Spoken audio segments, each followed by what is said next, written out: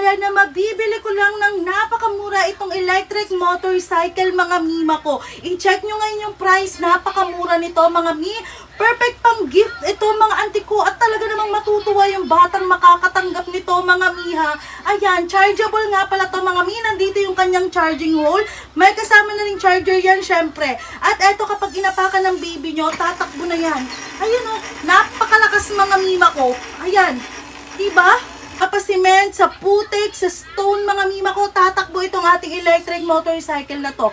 May kasama na rin siyang music mga mi.